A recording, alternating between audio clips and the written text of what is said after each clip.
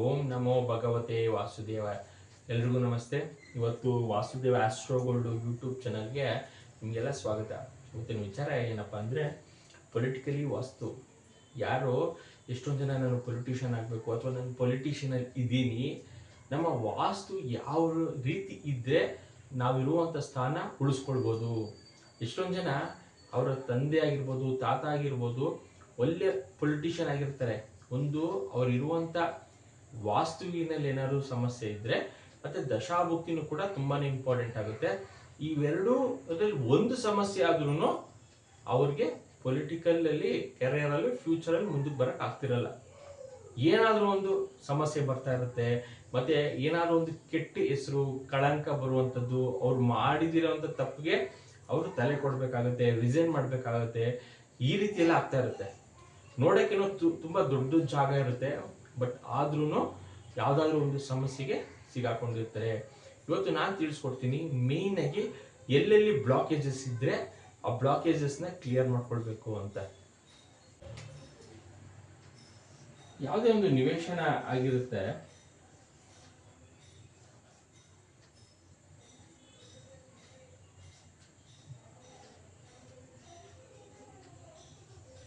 North, south, East, West,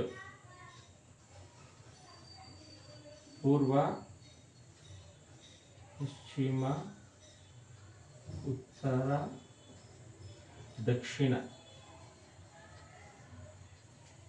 ಮೊದಲನೇದಾಗಿ ಯಾವುದೇ ಒಬ್ರು ಪೊಲಿಟಿಷಿಯನ್ ಆಗಲಿ ಅಥವಾ ನನಗೊಂದು ಒಳ್ಳೆ ಹೆಸರು ಬೇಕು ಅಂತ ಫ್ಯೂಚರ್ ಅಲ್ಲಿ ಯಾರು ಅನ್ಕೊಂಡಿದ್ರ, ಇದನ್ನ 4 ಪಾರ್ಟ್ ಮಾಡಿ ನಿಮ್ಮ ಮನೆಯ ಸೆಂಟ್ರ್ ಪಾಯಿಂಟ್ ಇಂದ ಬ್ರಹ್ಮಸ್ಥಾನ ಅಂತ ನಾವು ಕರಿತೀವಿ. ಈ ಬ್ರಹ್ಮಸ್ಥಾನದಿಂದ 4 ಭಾಗ ಮಾಡಿದಾಗ ಈ ನೈಋತ್ಯ ಭಾಗನ ಬ್ಲಾಕ್ ಮಾಡ್ಕೊಂಡಿರ್ಬೇಕಾಗುತ್ತೆ. ಇಲ್ಲಿ ಏನಾದ್ರೂ ಬಾಲ್ಕನಿ ಇರುತ್ತೆ ಅಂತ ಅನ್ಕೊಳ್ಳಿ, ಬಾಲ್ಕನಿಗೆ ಬಂದು ಈಚೆ ಬರೋದು ಅಥವಾ ಮೇನ್ ಡೋರ್ ಇಡುವಂಥದ್ದು. ಇಲ್ಲಿ ಜಾಗದಲ್ಲಿ ನೀವೇನಾದ್ರೂ ಓಡಾಡಿದ್ರೆ ಅಥವಾ ಈ ಕಡೆ ಏನಾದ್ರೂ ವೆಸ್ಟ್ ಕಡೆ ಏನಾದ್ರೂ ನೀವು ಓಡಾಡಿದ್ರೆ ಅಲ್ಲಿಗೆ ಅವ್ರದ್ದು ಪೊಲಿಟಿಕಲ್ ಲೈಫ್ ಆಗಿರ್ಬೋದು, ಒಂದು ಒಳ್ಳೆ ಆಫೀಸರ್ ಏನ್ ಅನ್ಕೊಂಡಿರ್ತಾರೋ ಅವ್ರದ್ದು ನೇಮ್ ಬಿದ್ದೋಗುತ್ತೆ. ದುಡ್ಡು ಬರ್ತಿರ್ಬೋದು ಅವ್ರ ದಶಾಭುಕ್ತಿಗಳಲ್ಲಿ, ಬಟ್ ಅವ್ರು ಏನ್ ಅನ್ಕೊಂಡಿರ್ತಾರೆ ಫ್ಯೂಚರ್ ಅಲ್ಲಿ ನಾನು ಒಂದು ಒಳ್ಳೆ ಹೆಸರು ಮಾಡಬೇಕು ಅಂತ, ಆ ಹೆಸರು ಎಲ್ರಿಗೂ ಬಿದ್ದೋಗುತ್ತೆ. ಒಂದು ಪೊಲಿಟಿಷಿಯನ್ ಇರಲಿ, ಅವ್ನು ಯಾವುದೇ ಒಂದು ಒಳ್ಳೆ ಹೆಸರು ಮಾಡಿರ್ತಾನೆ, ಈ ಜಾಗದಲ್ಲಿ ಅವ್ರು ಓಡಾಡುವಂಥದ್ದು ಅಟ್ಲೀಸ್ಟ್ ಬಾಲ್ಕನಿ ಇದ್ರೂ ಸಮಸ್ಯೆ. ಈಚೆ ಅಲ್ಲಿ ಆ ಜಾಗದಲ್ಲಿ ಇದ್ರೆ ಅವರ ಮನೆಯಲ್ಲಿ ತುಂಬಾ ನೆಗೆಟಿವ್ ಎಫೆಕ್ಟ್ಸ್ ಅವ್ರ ಮೇಲೆ ಇರುತ್ತೆ. ಈ ಜಾಗವನ್ನು ತುಂಬಾ ಕೇರ್ಫುಲ್ ಆಗಿ ನೋಡ್ಕೊಳ್ಬೇಕಾಗುತ್ತೆ. ಯಾರು ರಾಜಕಾರಣಿಗಳು ಇರ್ತಾರೆ, ಮುಂದಕ್ಕೆ ಆಗ್ಬೇಕು ಅಂತಿರುವಂಥವ್ರು ಮತ್ತೆ ಈಗಿರುವಂಥವ್ರು ಈ ಜಾಗದಲ್ಲಿ ನೈಋತ್ಯ ಭಾಗವನ್ನ ಅವರು ನೀಟಾಗಿ ಬ್ಲಾಕ್ ಮಾಡಿಕೊಂಡು ಇಲ್ಲಿ ಯಾವುದೇ ರೀತಿಯ ಮೇನ್ ಡೋರ್ಸ್ ಇದ್ದೆ ಇದು ಮಾಡ್ಬೇಕಾಗುತ್ತೆ. ಇನ್ನು ಎರಡನೇದು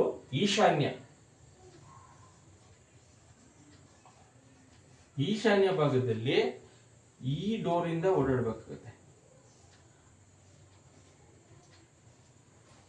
ಇಲ್ಲಿ ಏನಾಗುತ್ತೆ ಅಂದ್ರೆ ಎಷ್ಟೊಂದು ಜನ ಏನ್ ಮಾಡ್ಕೊಂಡಿದ್ದಾರೆ ಅಂದ್ರೆ, ಪೂರ್ವ ಅಲ್ವಾ ಎಲ್ಲಾದ್ರೂ ಬಾಗಿಲಿಟ್ರು ಆಗುತ್ತೆ ಅಂತ ಎಷ್ಟೊಂದು ಜನ ಏನಾಗುತ್ತೆ ಅಂದ್ರೆ ಈ ಆಗ್ನೇಯದಲ್ಲಿ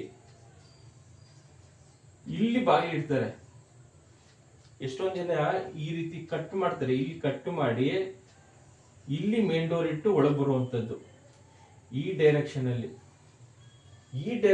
ಒಳಗ್ ಬಂದಾಗ ಏನಾಗುತ್ತೆ ಅಂದ್ರೆ ಅವರು ಮನೆಯ ಉಚ್ಚ ಸ್ಥಾನದಲ್ಲಿ ಓಡಾಡಲ್ಲ, ನೀಚ ಸ್ಥಾನದಲ್ಲಿ ಯಾವಾಗ ಓಡಾಡ್ತಾರೆ ಅವ್ರದ್ದು ಹೆಸರು ಬಿದ್ದೋಗುತ್ತೆ, ಹೆಲ್ತ್ ಹಾಳೋಗುತ್ತೆ, ಏನೇ ಒಂದು ಸಮಸ್ಯೆ ಬರ್ತಾನೆ ಇರುತ್ತೆ ಅವ್ರಿಗೆ. ಒಂದಲ್ಲ ಒಂದು ಸಮಸ್ಯೆ ಮುಗಿದ್ರೆ ಇನ್ನೊಂದು ಸಮಸ್ಯೆ ಬರ್ತಾ ಇರುತ್ತೆ. ಈಶಾನ್ಯ ಭಾಗದಲ್ಲಿ ಈ ದಿಕ್ಕಲ್ಲಿ ಅವರು ಮೇನ್ ಎಂಟ್ರೆನ್ಸ್ ಕೊಟ್ಕೊಂಡು ಓಡಾಡ್ಬೇಕಾಗುತ್ತೆ. ಅವ್ರು ಏನಾದ್ರು ಒಂದು ಆಫೀಸ್ ಮಾಡ್ತೀನಿ, ನನ್ನ ಮನೆಯಲ್ಲೇ ಇರಬೇಕು ಅಂದ್ರೆ ಇಂಥ ಜಾಗದಲ್ಲಿ ನೈಋತ್ಯ ಭಾಗದಲ್ಲಿ ಅವರು ಸ್ಟೇ ಮಾಡ್ಬೇಕಾಗುತ್ತೆ. ಅವ್ರ ಆಫೀಸಲ್ಲೂ ಕೂಡ ಸೇಮ್ ರಿಸಲ್ಟ್. ಇಂಥ ಜಾಗದಲ್ಲಿ ಓಡಾಡಬಾರ್ದು. ಇಂಥ ಜಾಗಗಳಲ್ಲಿ ಚೇರ್ ಹಾಕಿ ಪೂರ್ವಾಭಿಮುಖ ಅಥವಾ ಉತ್ತರಾಭಿಮುಖ ಕುತ್ಕೊಂಡು ಅವ್ರು ಆಫೀಸ್ ಮಾಡ್ಕೊಳ್ಬೋದು. ಮನೆಗಳಲ್ಲಿ ತಲೆಯ ದಕ್ಷಿಣಕ್ಕೆ ತಲೆ ಹಾಕಿ ಮಲಗಬೇಕಾಗುತ್ತೆ. ಮಲಗೋ ನಾವು ಜಾಗದಲ್ಲಿ ಹಿಂದೆ ಯಾವುದೇ ರೀತಿ ಕಿಟಕಿಗಳಿರಬಾರ್ದು. ಕಿಟಕಿಗಳು ಇದ್ರೂ ಅದನ್ನ ಡಾರ್ಕ್ ಸ್ಕ್ರೀನ್ ಇಂದ ಕ್ಲೋಸ್ ಮಾಡಬೇಕಾಗುತ್ತೆ.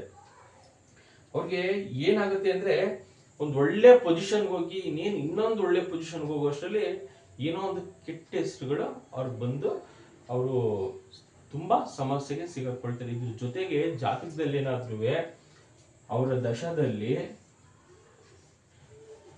ನಾವು 3-8-12 ಅಂತ ಕರಿತೀವಿ, 5-8-12, 7-8-12 ಈ ರೀತಿ ಕಾಂಬಿನೇಷನ್ಸ್ ಬಂದ್ಬಿಟ್ರೆ ಅವ್ರು ಮಾಡಿರುವಂತ ದುಡ್ಡು ಹೋಗುತ್ತೆ, ಅವ್ರು ಮಾಡಿರುವಂತ ಹೆಸರು ಎಲ್ಲ ನೀರಲ್ಲಿ ಹೋಮ ಮಾಡಿ ಎಲ್ಲ ಕಳ್ಕೊಳ್ತಾರೆ ಫ್ಯೂಚರಲ್ಲಿ ಎಲ್ಲ. ಯಾಕಂದ್ರೆ ಅವ್ರಿರುವಂತ ವಾಸ್ತುವಿನಲ್ಲೂ ಸಪೋರ್ಟ್ ಮಾಡಲ್ಲ, ಮತ್ತೆ ಅವ್ರ ಪರ್ಸನಲ್ ಆರೋಸ್ಕೋಪ್ ಅವ್ರ ಡೇ ಟು ಟೈಮಿಂಗ್ ಸ್ಪೇಸ್ ಹಾಕಿದಾಗ ಅವ್ರು ಬರುವಂತ ದಶಾಭುಕ್ತಿಗಳು ಸಪೋರ್ಟ್ ಯಾರಿಗೂ ಮಾಡಲ್ಲ, ಎಂಟೈರ್ ಕೊಲಾಪ್ಸ್ ಆಗ್ತಾರೆ.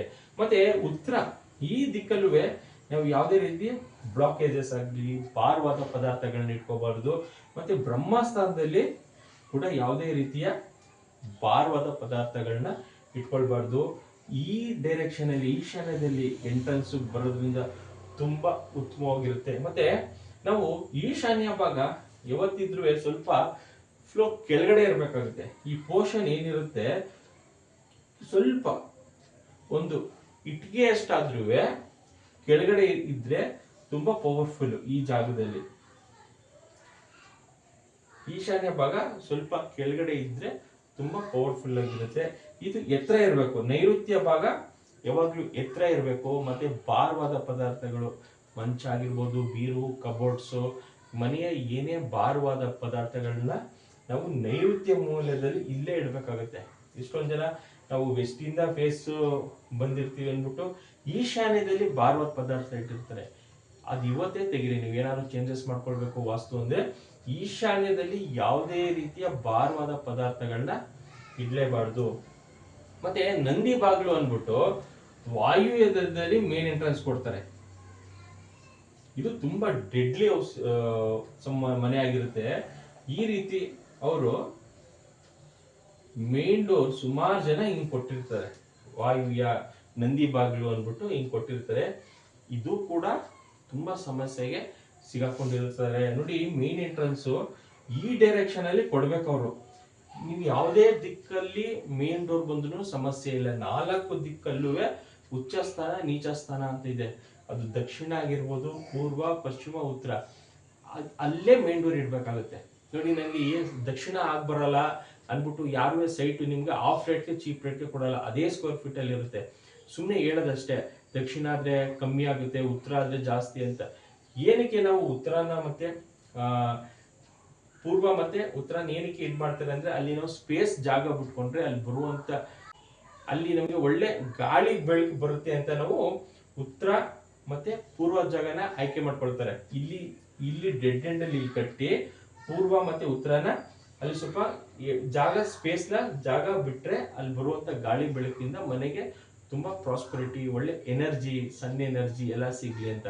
ಅದು ಬಿಟ್ರೆ ನೀವು ಯಾವುದೇ ದಿಕ್ಕಲ್ಲೂ ನಿಮ್ಮ ನಿವೇಶನ ಇದ್ರೆ ತಲೆ ಕೆಡಿಸ್ಕೊಳ್ಳೋ ಅವಶ್ಯಕತೆ ಇಲ್ಲ. ಎಷ್ಟೋ ಜನ ದಕ್ಷಿಣ ದಿಕ್ಕಲ್ಲಿದೆ ಏನ್ ಮಾಡೋದು, ಅಥವಾ ಪಶ್ಚಿಮದಲ್ಲಿ ಮುಳುಗೋ ದಿಕ್ಕಲ್ಲಿದೆ ಏನ್ ಮನೆ ಮಾರ್ಬಿಡ್ಬೇಕಾ ಅನ್ನೋದು ತಲೆಗೆ ಆಲೋಚನೆ ಬಂದೇ ಬರುತ್ತೆ.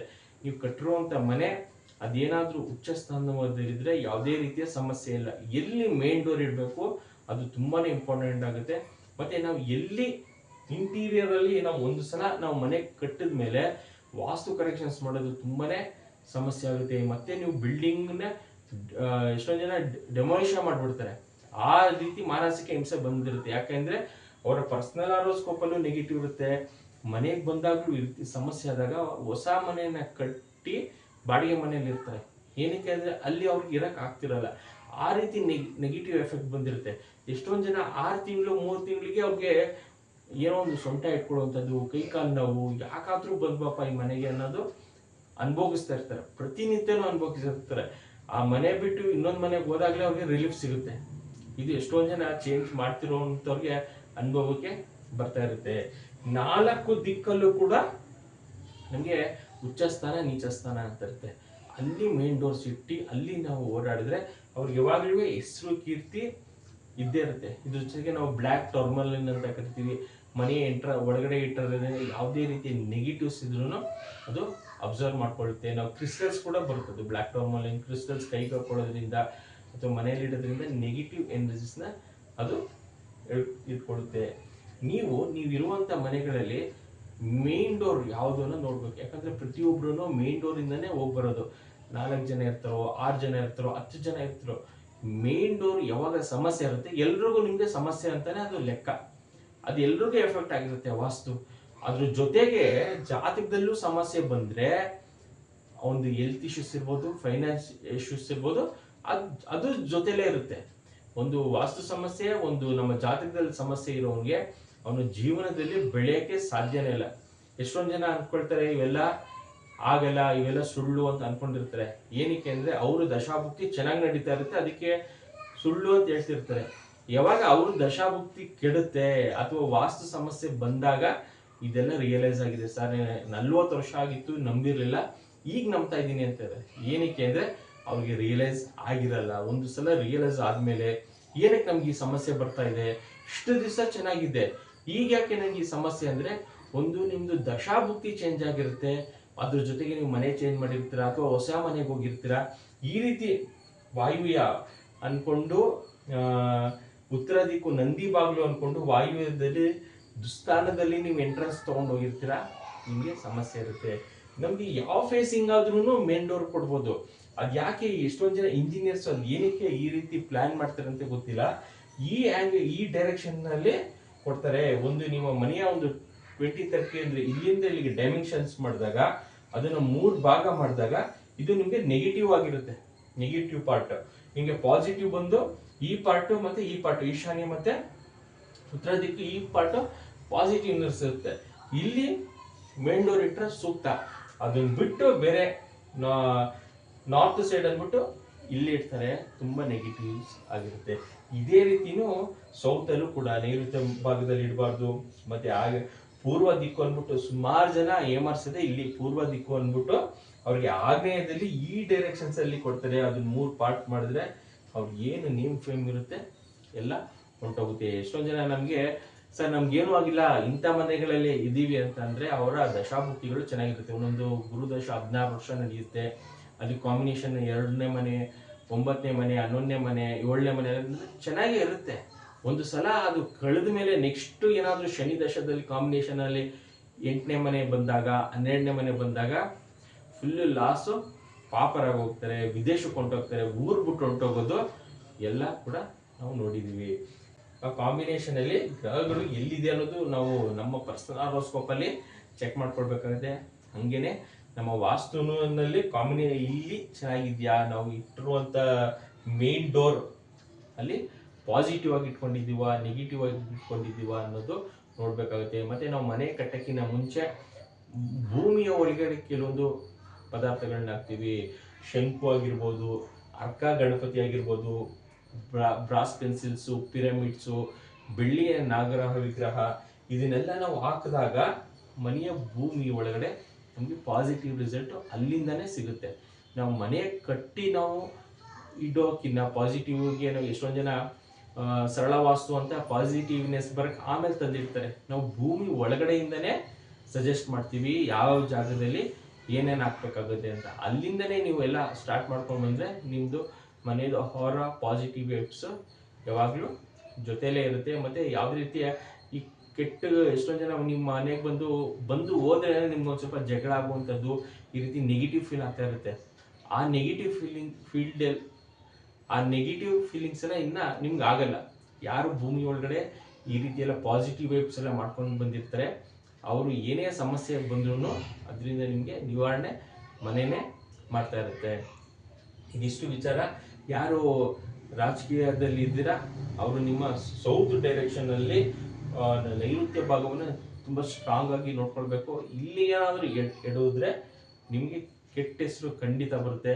ಮತ್ತೆ ನೀವು ಅಭಿವೃದ್ಧಿ ಆಗೋದಾಗ್ಲಿ, ಒಳ್ಳೆ ಫ್ಯೂಚರಲ್ಲಿ ಒಳ್ಳೆ ಕೆರಿಯರಲ್ಲಿ ಡೆವಲಪ್ ಆಗಬೇಕು, ಫ್ಯೂಚರಲ್ಲಿ ಮುಂದೆ ಬರಬೇಕು, ಅದೆಲ್ಲ ತುಂಬ ಆಗಕ್ಕೆ ಸಾಧ್ಯನೇ ಇರಲ್ಲ.